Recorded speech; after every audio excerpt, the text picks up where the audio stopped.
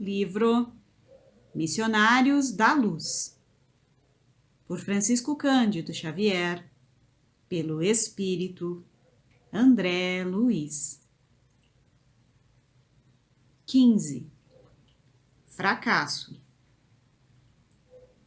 Verificando o meu aproveitamento no caso de Segismundo, Alexandre, sempre gentil, ao despedir-se dos construtores, dirigiu-se ao diretor deles, asseverando: agradeço a você, Apuleio, quanto fez por André nestes últimos dias. Nosso companheiro não esquecerá o seu concurso amável. O diretor sorriu, disse-me palavras de encorajamento, e quando se dispunha a sair em definitivo, meu orientador lhe observou: nosso amigo, porém, necessita consolidar os ensinamentos recebidos. André acompanhou um caso normal de reencarnação, no qual um esposo honesto cedeu, inicialmente, aos nossos rogos para que Segismundo renascesse com a serenidade imprescindível.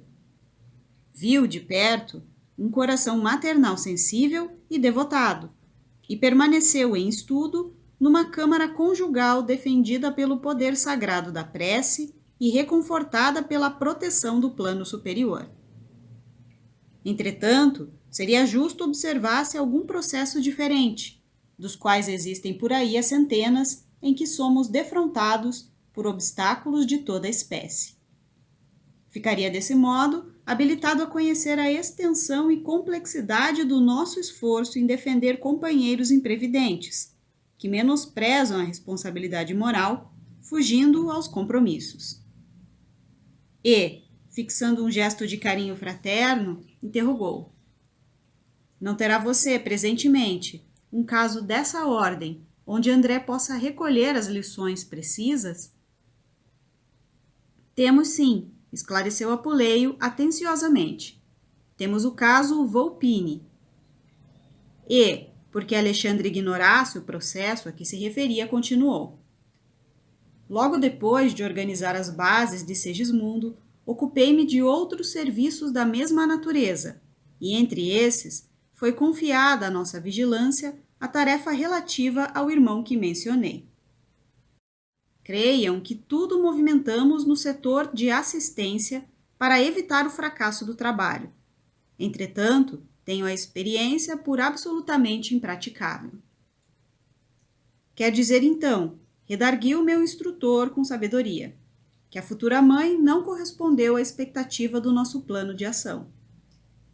Isso mesmo, prosseguiu o interlocutor. Enquanto os desequilíbrios se localizam na esfera paternal, ou procedem da influência de entidades malignas, simplesmente há recursos a interpor. No entanto, se a desarmonia parte do campo materno, é muito difícil estabelecer proteção eficiente. A pobre criatura, por 2 vezes sucessivas, provocou o aborto inconsciente pelo excesso de leviandades e atualmente será vítima das próprias irreflexões pela 3ª vez, segundo parece. Debalde, temos oferecido o socorro de que podemos dispor. A infeliz deixou-se empolgar pela ideia de gozar a vida e irmanou-se a entidades desencarnadas da pior espécie, que, para acentuar seus planos sombrios, separam-na do próprio companheiro, ansiosas por lhe precipitarem o coração na esfera das emoções baixas. Enquanto Alexandre o ouvia em silêncio, Apuleio continuou depois de longo intervalo. Volpini atingiu agora o 7º mês de gestação da nova forma física, mas a noite próxima será decisiva para ele. Já recebi um apelo dos colaboradores que ficaram nas imediações do caso em serviço ativo, no sentido de evitar certas extravagâncias da futura mãe projetadas para hoje. Entretanto, não creio sejamos por ela obedecidos. A organização fetal não se encontra em condições de suportar novos desequilíbrios e, se a pobrezinha não despertar para o dever, abrirá ainda hoje uma 3ª falência. Se André puder vir conosco, dar-nos-á muito prazer. Alexandre, que me parecia muito circunspecto, naquele momento, dado a ideia de quem não desejava cultivar qualquer comentário menos edificante, considerou: nosso companheiro irá com vocês. Por vezes, para preservar convenientemente a saúde, é preciso conhecer as enfermidades. Para cultivar o bem, é necessário não ignorar a existência do mal. Com efeito, chegávamos à noitinha, Apuleio, 2 companheiros dele e eu, a uma residência confortável e de aparência distinta. O grande relógio de parede mostrava 20 horas menos 5 minutos. Seguindo o diretor, penetramos um aposento bem mobiliado, onde se encontravam 3 entidades desencarnadas de horrenda figura, que, em virtude do baixo padrão vibratório, não perceberam a nossa presença. Conversavam entre si, combinando medidas detestáveis que não cabe relacionar aqui. A certa altura da palestra, porém, referiam-se ao caso da reencarnação de maneira franca. Não sei, comentou um daqueles perversos inimigos do bem, porque a arte infernal vem resistindo o intruso. Despejá-lo-emos na primeira oportunidade. Quando isto ocorre, disse outro, é que há mãos de anjos trabalhando por trás. Pois que vão para o inferno, exclamou o que parecia mais cruel. Veremos quem pode mais. Cesarina já nos pertence 90%. Atende perfeitamente aos nossos propósitos. Por que um filho intrujão em nossos planos? É preciso combater até o fim. No entanto, considerou o terceiro, que então se mantinha em silêncio. Há mais de 6 meses estamos trabalhando em vão para alijá-lo. Mas temos conseguido muito, tornou mais revoltado. Não creio que ele se possa aguentar por muito tempo. Talvez hoje façamos o resto. Um filho viria roubar-nos, talvez, a boa companhia com que contamos agora. Todas as atenções dela convergiriam para ele, e o nosso prejuízo seria enorme. Mas, se existem mãos de anjo trabalhando, temos mãos de demônios para agir também. Já vencemos 2 vezes. Por que não vencer agora igualmente? E se o filho vier, considerou um dos interlocutores, certamente virá o esposo de regresso. Não poderemos conservá-lo à distância por mais tempo, caso isso se verifique. Isto nunca, respondeu o adversário mais feroz, com inflexão sinistra. Como era diferente aquela paisagem interior, comparativamente à câmara de Raquel, onde levara a efeito tão formosas observações referentes à tarefa reencarnacionista. O aposento mantinha-se absolutamente desguarnecido de defesas magnéticas e não se via o movimento de visitação espiritual da esfera superior que caracterizava a formação do novo corpo de Segismundo. Está observando? Falou Apuleio gentil.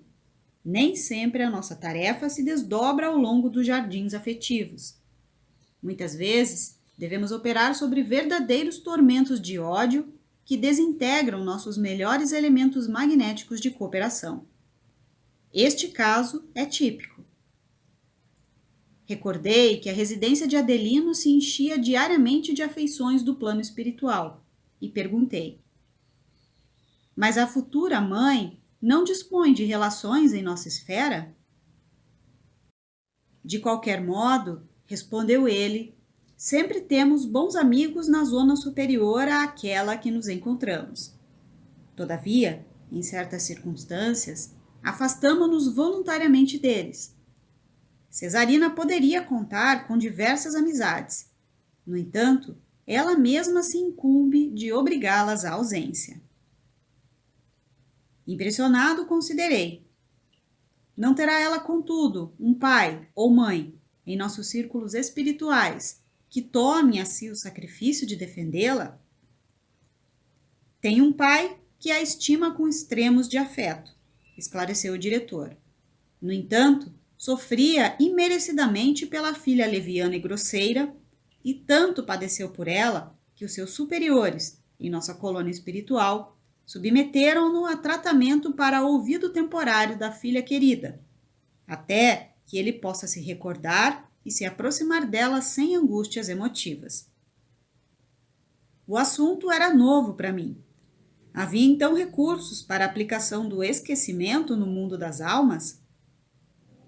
Apuleio sorriu bondoso e falou: Não tenha dúvida, em nossa esfera, a dureza e a ingratidão não podem perseguir o amor puro. Quando as almas reencarnadas se revelam impermeáveis ao reconhecimento e à compreensão, distanciamo-nos delas naturalmente, ainda mesmo quando encerrem para nós valiosas joias do coração, até que se integrem no conhecimento das leis de Deus e se disponham a segui-las em nossa companhia.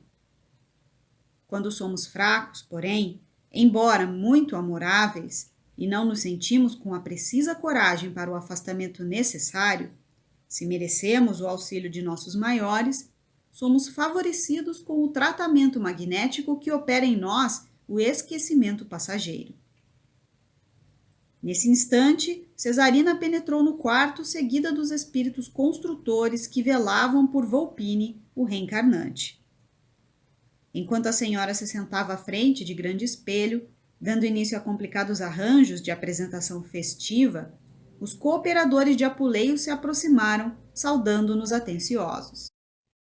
Infelizmente, disse um deles ao chefe, a situação é muito grave. É impossível prosseguir em nosso esforço de assistência com o êxito desejável. Nossa irmã afunda-se cada vez mais nos desequilíbrios destruidores. Unindo-se voluntariamente, e indicou as entidades viciosas que a cercavam, a esses adversários infelizes, entrega-se agora a prazeres e abusos de toda sorte. Seus desvios sexuais, nos últimos dias, têm sido lastimáveis, e enorme é a quantidade de alcoólicos, aparentemente inofensivos, de que tem feito consumo sistemático. Aliados semelhantes distúrbios às vibrações desordenadas do plano mental, vemos que a posição de Volpini é insustentável, não obstante nossos melhores esforços de socorro.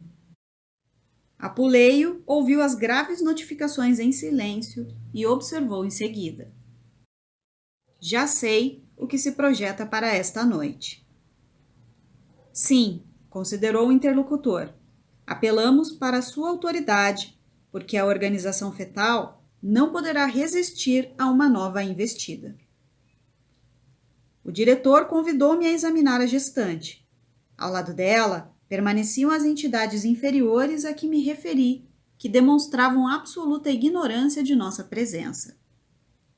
Cesarina, com excessivo cuidado das mulheres demasiadamente vaidosas e inscientes da responsabilidade moral, utilizava certos recursos para disfarçar o aspecto da gravidez adiantada, deixando adivinhar que se preparava com esmero para uma noitada de fortes emoções. Fixei minha atenção no feto, auxiliado pelo chefe dos construtores, mas não pude esconder minha surpresa e compaixão. O caso Volpini era muito diferente do processo de reencarnação verificado em casa de Raquel. A forma física embrionária demonstrava manchas violáceas, revelando dilacerações. Pequeninos monstros, somente perceptíveis ao nosso olhar, nadavam no líquido amniótico, invadindo o cordão umbilical e apropriando-se da maior parte do delicado alimento reservado ao corpo em formação. Toda a placenta era assediada por eles, provocando-me terrível impressão. Percebi, pela intensa anormalidade dos órgãos geradores, que o aborto não poderia demorar-se. Apuleio, igualmente, endereçando-me expressivo gesto com a cabeça, acusava forte preocupação. Abandonou subitamente o exame e falou-nos. Se a infeliz, obcecada pelos prazeres criminosos, não se detiver nesta noite, a organização fetal será expelida até amanhã. Depois de pensar alguns momentos, salientou. Tentarei o derradeiro recurso. Apuleio dirigiu-se ao interior doméstico e voltou, seguido de uma senhora idosa. Esta, disse-me ele, indicando-a, é a dona da casa e velha amiga de Cesarina, suscetível de receber-nos a influenciação. Aproveitar-lhe-ei o concurso para que a nossa desventurada irmã, de futuro, não possa dizer que lhe faltou assistência e conselho adequado. Num gesto de bondade, já observado por mim em diversos superiores do nosso plano, colocou a destra sobre a fronte da recém-chegada, que se acercou de Cesarina com muita ternura e falou: Minha amiga, estou receosa por você. Não vá. Desconfie de certas amizades pouco dignas. Seu estado, Cesarina, é melindroso. Por que exceder-se? Uma festa de aniversário, em pleno bar, não pode servir às suas necessidades presentes. Abriguei você em nossa residência como se fizesse a uma filha, e devo estar vigilante. Nutro a esperança de vê-la reaproximar-se do esposo, que, segundo creio, deve estar ausente por simples questão de incompatibilidade de gênios. Mas, se você não se defende do mal, como atender à situação? Um dos infelizes seres da ignorância e da sombra que perseguiam Cesarina, por invigilância dela, envolveu-a nos braços como se desejasse comunicar-lhe o seu estranho e perigoso magnetismo. Vi que as entidades inferiores presentes observavam de perto a senhora e lhe ouviam as palavras sensatas, porque todas exibiam gestos e demonstrações de revolta e desagrado, que não podemos registrar aqui. A interpelada, deixando-se envolver pela influência neutralizante do mal, riu-se de modo franco e acrescentou: Tranquilize-se, minha boa Francisca, não precisará ensinar-me virtude. Tenho meu compromisso para hoje e não posso faltar. Não concordo, Cesarina, tornou a interlocutora com energia, sob a inspiração direta de Apuleio. Nem estou fazendo pregação de virtude à sua consciência responsável. Quero despertar suas fibras de esposa e mãe. O homem, cujo convite você pretende atender, não merece confiança, não é digno de consideração. Além disso, seu organismo deve ser preservado. Não lhe dói a expectativa de prejudicar o filhinho? Não pondera o futuro?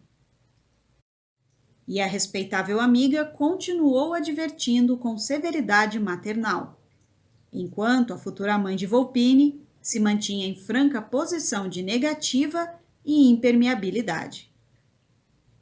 2 horas durou a conversação, no qual o diretor dos construtores usou da caridade, da lógica e da paciência nas mais altas doses. Todavia, ao fim desse tempo, um automóvel fonfonou à porta. Cerrando o pequeno estojo de perfumes, Cesarina abraçou a velha amiga desapontada e despediu-se. Adeus, voltarei mais tarde. Não tenho tempo a perder. O veículo rodou a caminho das avenidas asfaltadas. As entidades perturbadas seguiram no carro célere, mas nós, esperando a manifestação de Apuleio, ali permanecemos. Algo triste, o chefe de serviço dirigiu seus colaboradores declarando: podem regressar à nossa colônia em descanso. Nada mais tem que fazer por agora. O dever de todos foi bem cumprido. E olhando para mim, significativamente acrescentou: irei eu mesmo, em companhia de André, buscar Volpini para recolhê-lo em lugar conveniente. O ambiente era de consternação, porque se os espíritos superiores são equilibrados, não são insensíveis. Acompanhei Apuleio durante longos minutos de silêncio, penetrando em seguida numa casa de barulho ensurdecedor. O grande salão e departamentos reservados estavam repletos de homens e mulheres inquietos, excitados pela música barulhenta e estonteadora.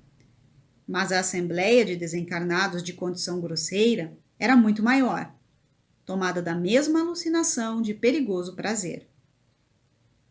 Mantenha-se indefensiva, advertiu-me o diretor, São poucos os desencarnados, com reduzido tempo de experiência, que podem penetrar ambientes como este para serviços de proteção.